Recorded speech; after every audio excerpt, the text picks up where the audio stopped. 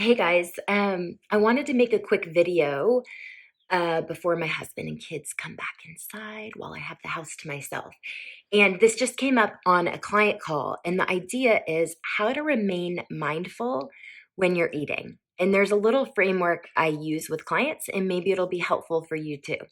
So, this is something to use if you find that you're not really present when you're eating. And sometimes you can get into that place of mindless eating where you're super distracted and you're not really in touch with the food or your body or how you're feeling. So, number one, let me just say it's okay to eat when you're not hungry. So, if you're just craving something sweet, like this framework goes for that too. And this will help you from eating all the Girl Scout cookies and maybe just eating a couple Girl Scout cookies. Um, and to be clear, I still have my moments where I have mindless eating and I'm like, oh my gosh, I didn't even realize I ate that much. And I definitely wish that I would have been more mindful during that. And then I let it go and kind of move on with my life. So maybe you have to do that sometimes, which is just forgive yourself. Okay, but here's the framework. So, first, you get the food, whatever it is that you're going to eat, and you pause. You take a breath. Literally look at the food. Hi, I see my kids outside, and release the tension, like tension in the shoulders, tension in the jaw. Release any clenching anywhere else and take that pause, take that breath. The second thing is release yourself from all distractions. So if you watch TV, that's great. But I want to challenge you to eat away from the TV. You can go back to watching TV after you're done eating.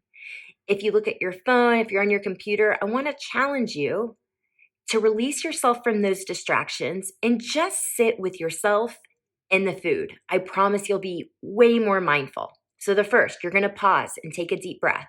The second is you're going to check your distractions. The third thing you do is set an intention. Yes, set an intention when you eat, because eventually it'll get to the place where it's so subconscious or unconscious that you don't even know you're setting an intention around it.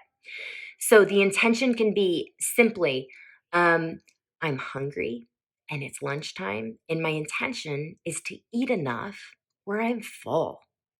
The intention might be something like, I'm not hungry, but I'd like a treat. I'm kind of in the mood for something sweet. And so my intention is to satisfy that craving and then move on with my life. That can be the intention. But whatever it is, go into it recognizing, am I super hungry? Or am I eating when I'm not hungry? Both are okay, right? What we don't want is to be super duper starving and go into eating, because then it's really hard to pause. It's really hard to free yourself from distractions. And it's really hard to set an intention because all you're thinking is food, food, food, get me food. So we want to eat often enough so that we're not in that super hungry place. All right, the fourth thing you do, so after you've done those things, start eating, start enjoying your food, whatever it is. And I want you to check in. Notice how the food tastes. Do you like it? Do you not like it? Both are okay. But just observe. Become the observer as if you're looking down at yourself and looking down at the food, being like, that's actually really good. Or no, this smoothie is actually quite chunky and I blended up a pit from a prune in it, and that's really disgusting. Yeah, you can have that happen. It's happened to me lots of times. So you're just gonna notice. You're gonna check in and ask yourself, "How's the food? What's going on? What's it taste like?" Okay. Then the last check in here is with yourself. Is my craving satisfied? Am I getting to that place of fullness that feels good and isn't too uncomfortable?